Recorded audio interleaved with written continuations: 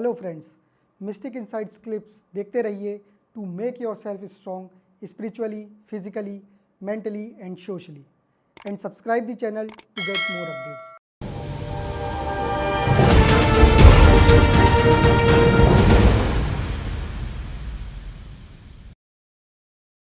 अभी आपने जैसे कहा कि आप निडरता से रहते हैं। मैंने एक्चुअली आपके बहुत से इंटरव्यू देखे। एक तो आप बहुत बेबाकी के साथ बोलते हैं और कई आपने मतलब पॉलिटिशियन का भी बहुत फायरिंग इंटरव्यू लिया था। तो मैं आपसे पूछना चाहता हूँ क्या कभी ऐसे आपको खतरा या डर नहीं लगता या कभी थ्रेट नहीं मिले आपको? डर तो हमारे डिक्शनरी में है ही नहीं। मैंने कहा ना, मैं उस परिवार से हूँ जी जिसने इस्लामी आतताइयों से लेके अंग्रेज़ों से लेके सभी से लड़ाइयाँ लड़ी, बलिदान दिए, इतने जी पूरी लिस्ट है। ऐसे परिवार से हूँ। दूसरा, मैं हिंदू हूँ, तो मेरा ये विश्वास है कि मेरे जीवन का एक पल कोई घटा नहीं सकता। कोई आशीर्वाद, कोई सद्भावना बढ़ा सकती है, लेकिन घटा नहीं सकती। तो क्या डरना है? और दूसरा, वो हमें क्या मारने आएंगे? हम उनसे कम थोड़ी हैं। जी हम जैसे को तैसे हैं। ओके। तो थ्रेट वगैरह भी कभी मिला? वो तो बहुत आते हैं, लेकिन वो चैनल में आते हैं। ओके। तो हम अपनी सुरक्षा भी लेके चलते हैं। ऐसा नहीं क्यों नहीं चलते, क्योंकि देखिए, लड़ाई लड़ना है तो मैंने कहा ना, वो हम पेन के सिपाही है, वो मूर्खता है। आपको अपने बचने के बंदोबस्त, सुरक्षा के बंदोबस्त करने ही चाहिए। आज हमारे पूरे स्टाफ को ट्रेनिंग है, किसी चैनल में ये ट्रेनिंग नहीं है आत्मरक्षा की। या 150-200 लोग भी हमला करने आ जाए, एक वापस नहीं जाएगा। अच्छा, मतलब आप सेल्फ डिफेंस सिखाते हैं सब? पूरा सब कुछ। ओके, मतलब इसी नहीं है कि कभी ज़रूरत पड़े। हाँ, पड़ेगी ही। जो काम हम करते हैं उस काम में अगर हम प्रिपेयर नहीं हैं तो अभी तक जिंदा ही नहीं होते। सर, एक बार आप रैली भी कर रहे थे। जो रही बात नेताओं की, जी तो मैं किसी के साथ बदतमीजी नहीं करता, लेकिन संकोच भी नहीं करता। ये शब्द ध्यान रखे सभी लोग, कि मैं बदतमीजी नहीं करता, लेकिन मैं संकोच नहीं करता। मैंने इसीलिए बोला था निसंकोच मैं वो शब्द पूछता हूँ जो निजी बातचीत में भी कोई पूछ नहीं सकता, वो मैं क्या मेरे पे पूछता। और इसलिए आजकल मेरा वो शो बंद हो गया है, क्योंकि लोग डरते उसमें आने से। चलते चलते में अभी कोई आ नहीं रहा है। ओके। लेकिन कोई बात नहीं, हमने जिनको भी लाया उनका विकेट लिया। नहीं, मैंने भी देखा था, काफी मतलब फायरिंग था। हमारा नियम है चलते चलते का, हम सामने वाले ने कही हुई कोई बात कट नहीं करते, अनकट दिखाते। ओके। या तो वो भारी पड़े या तो हम भारी पड़े।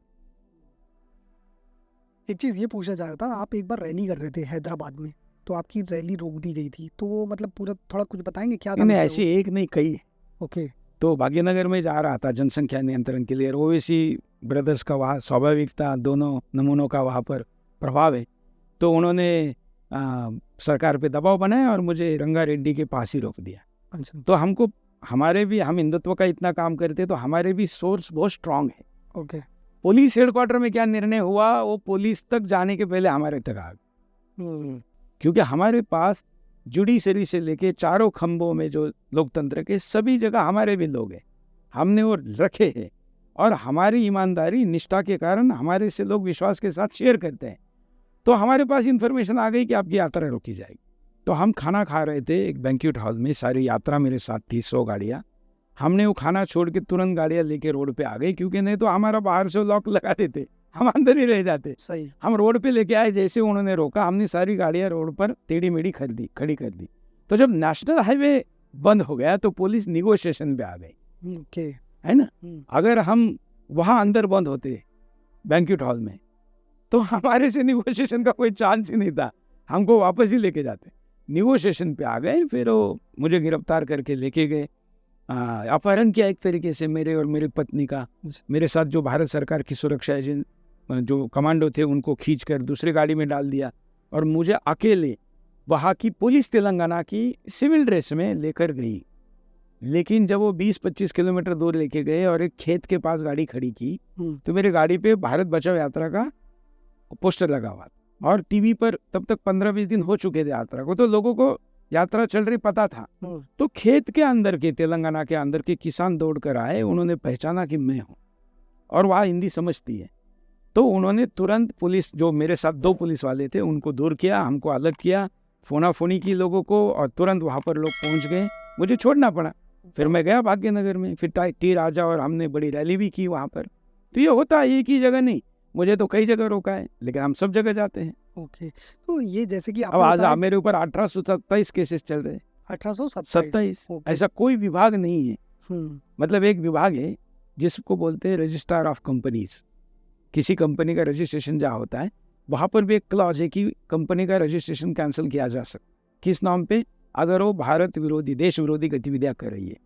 तो हम एक देशभक्त चैनल के खिलाफ वहाँ पर भी कंप्लेंट लगाई गई है कि ये इनके अस्तित्व का खतरा भारत की संप्रभुता से है, तो इनको बैन किया जाए, बंद किया जाए इस कंपनी को। ऐसा कोई विभाग नहीं है जिसमें हमारे खिलाफ केसेस नहीं चल रहे हैं।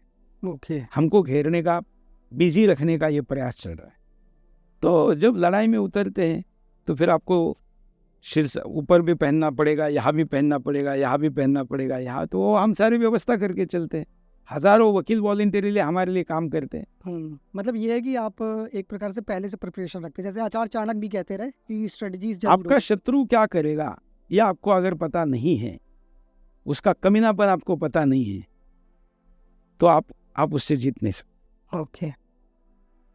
अभी आपने जैसे टी राजा जी की बात की थी, तो मतलब उनको किस तरह से देखते हैं आप? मतलब वो भी काफी हम अच्छा सारे जो भी कट्टर हिंदूवादी काम करने वाले, राजनीतिक क्षेत्र के हो, धार्मिक क्षेत्र के हो, सामाजिक हो, मीडिया के हो, हम उनका सपोर्ट करते। ओके।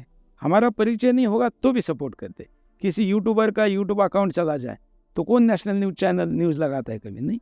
हम उसके साथ खड़ा होते हैं और हमारे पर्सनल लेवल से जो किया जा सकता है सब करते हैं। मतलब आप फुल सपोर्ट करते हैं? फुल सपोर्ट में। जो भी मतलब इको सिस्टम अगर आप नहीं बनाएंगे, एकला चलो से नहीं चलेगा। पहला कदम आपको चलाना चाहिए, आगे चलते रहना चाहिए, लेकिन लोग आपके साथ रहे और उनको आप साथ दें, ये ज़रूरी। तो मैं सभी को मदद करता हूँ। ओके। तो सर, जैसे आप इतनी अच्छी स्ट्रेटजीज के थ्रू आप धर्म को बढ़ा रहे हैं, संस्कृति स्थापित कर रहे हैं, तो एक चीज़ ये पूछना चाहूँगा, क्या कभी आपका राजनीति में आने का मन है या मीडिया के थ्रू ही देश सेवा करेंगे? नहीं, अभी तो मीडिया से ही करेंगे, अभी राजनीति कभी सोची ही नहीं। ओके। आपको कभी लगा कि मैं कभी नहीं, मैं पॉलिटिकली करेक्ट होने का प्रयास करता हूँ, ऐसा आपको लगा कभी? मैं तो पॉलिटिकली इनकरेक्ट आदमी हूँ, क्योंकि कोई रिजर्व रख के ये रास्ता छोड़ दो, ये छोड़ के मैंने कभी काम नहीं किया। जहाँ बीजेपी में मैं सहमत नहीं हूँ बीजेपी से, मैं वहाँ भी उनके खिलाफ बोलता हूँ। ओके। मैं तो धर्म के पक्ष में खड़ा रहता हूँ, इसलिए मैंने आज तक कभी सोचा ही नहीं राजनीति में जाने का। लेकिन मैं तो धर्म के लिए कुछ भी करने को तैयार हूँ, तो फिर राजनीति भी करने के लिए तैयार हूँ अगर जरूरत पड़ी तो। ओके। लेकिन इस वक्त तो मेरा ये मानना है कि हिंदू समाज जब तक जागता नहीं है, अभी भी पूरा नहीं जागा है, उसको समस्याओं का आकलन ही नहीं है, जो सुनामी इतने गति से उसके घर की तरफ आ रही है उसको उसका अंदाज़ा ही नहीं है। मैं अभी एक नोएडा में के पास एक्सप्रेसवे पे एक बड़ा स्कूल है, लाखों रुपए उसकी फ़ीस है, उसके एनुअल फंक्शन में गया था। तो मैं तो चीफ गेस्ट था, तो थोड़ा अंतिम में गया, तो मैंने देखा पार्किंग में कोई गाड़ी 1 करोड़ 2 करोड़ 5 करोड़ के नीचे की नहीं थी। ऐसे संपन्न लोग थे जी। तो मैंने कहा कि आप लोग लक्ष्मी पुत्र हैं, मैं आप लोगों का धन्यवाद व्यक्त करता हूं कि आप लोग हज़ारों करोड़ का टैक्स देते हैं, देश को नौकरी रोजगार देते हैं, तो आप लक्ष्मी पुत्र हैं, आपका अभिनंदन। तो सबने ताली बजाई। तो मैंने कहा लेकिन अगर आप भगवती की पूजा नहीं करेंगे तो आप बच नहीं सकते। तो एक ने कहा कैसे? मैंने कहा कि आज आपका बच्चा एवरेज 10 साल के आयु के बच्चे होंगे, स्कूल था। मैंने कहा कि वो जब 20 साल बाद बाहर पड़ेगा, 27 से 28 30 साल का होगा, तो समाज का मुख्य धारा का नागरिक है। उस समय हिंदू अल्पसंख्यक हो चुका, समाज में चारों तरफ उसके आसपास में मुसलमान होंगे। उस समय में वो अपनी जीवन वहां से लेकर अगले 50 साल तक जी सके बचा सके, इसके लिए आपने उसको क्या प्रशिक्षण दिया? कुछ नहीं। मैं कहता हूँ आपका बच्चा संस्कारी है, किसी पे हमला नहीं करेगा, आपके घर का कंपाउंड बहुत ऊंचा होगा, सब ठीक है। लेकिन अगर कोई कसाई छुरा लेके उसके पीछे उसको मारने के लिए दौड़ेगा, तो आपका बच्चा वार करना तो छोड़िए, अपनी जान बचाने के लिए कितना किलोमीटर दौड़ पाएगा?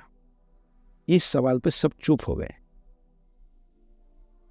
सवाल ही ऐसा था। हाँ, ये स्थिति हिंदू समाज की। तो इसलिए हिंदू समाज में करने का काम बहुत है, इसलिए दिन रात इसी पे लगे। और आपने तो देखा होगा कि मैं स्टूडियो से ज़्यादा ज़मीन पे होता हूँ, बड़ी बड़ी रैलियाँ करता हूँ, मोर्चे करता हूँ, आम मंदिरों में जाता हूँ जहाँ पर कि जो ताकत है हिंदुस्तान की वो शहरों से ज़्यादा गांव में है, तो वहाँ जाता हूँ, उनको मिलता हूँ।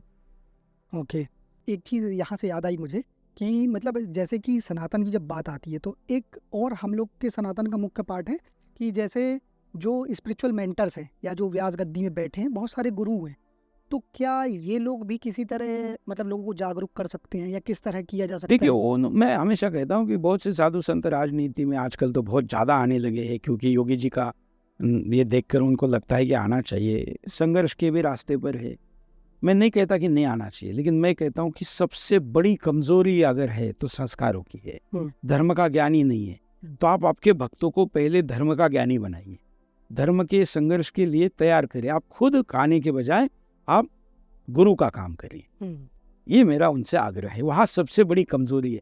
लोग हमारे तो तुलना में पैर कम पड़ते हैं, साधु तो छोटा भी होगा तो उसके जल्दी पड़ते हैं, तो लोग आपके साथ आस्था के नज़र से देखते हैं। तो आप वो वहाँ वाला काम पहले करिए, ये मैं उनको कहता हूँ। मतलब एक जब अच्छा गुरु होता है तो फिर बहुत कुछ हो ज़्यादा सकता है। चेले तैयार हो सकते हैं। ओके।